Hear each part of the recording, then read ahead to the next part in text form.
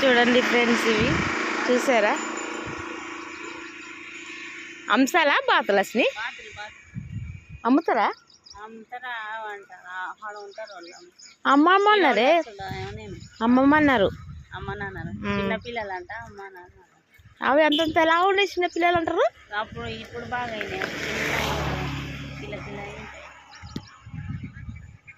చేస్తావా బాతులు ఎప్పుడు? ఒక్కసారి చేసిన, అప్పుడెప్పుడో చిక్కపల్లిలా. డాడీకి మొన్న అడిగినాం, నేను డాడీ పోయి అక్కడ శ్రీరంగపురం అక్కడ అడిగినాము బాట్లు ఉన్నాయని. లేదా బాగుంది బాట్లు.